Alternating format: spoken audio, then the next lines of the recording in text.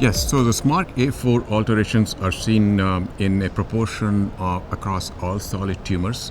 When you look across all solid tumors, this could be seen between 10 and 20% of patients, and this does include urothelial carcinoma, where SMARCA4 alterations are seen. In fact, these epigenetic chromatin modifying alterations in the entire SNF pathway, if you look at the whole pathway, it's more common, like 25-30%. But when you look at just the SMARCA4, that's a smaller subset of around 15% approximately. So yes, it could apply across the board, across all solid cancers.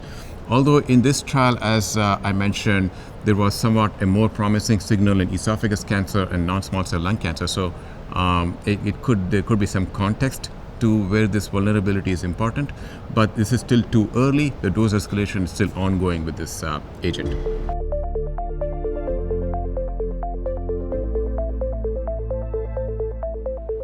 So my answer to that would be the neoadjuvant space, Durvalumab, comes at an earlier time point than the adjuvant nivolumab space.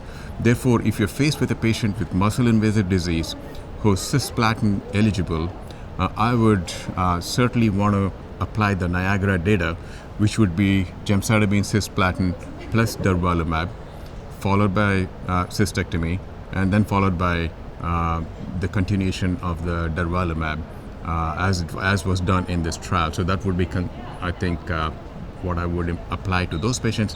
Now, in patients who have undergone neoadjuvant gem-cis only or dose gems-MVAC only and did not achieve pathologic complete remission, yes, I think in that situation, the nivolumab checkmate 274 data would apply.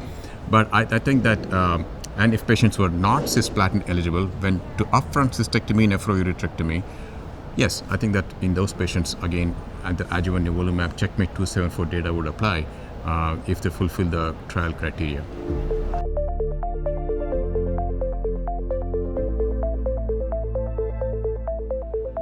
I think that with time, patients referred for neoadjuvant chemotherapy who are cisplatin eligible will be considered more and more for the Niagara trial regimen, gem, cis plus Durvalumab.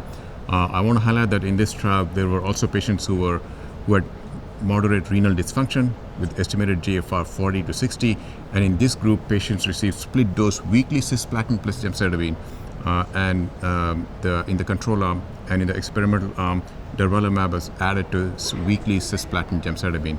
So it does extend the data somewhat to the moderate renal dysfunction group who technically would be considered cisplatin ineligible by conventional criteria. So those are the differences between the trials. So I would not necessarily want to defer immune checkpoint inhibition to the adjuvant space if I'm seeing a patient who's cisplatin eligible, before the surgery. So I would apply the Niagara data because that's what we saw in this trial.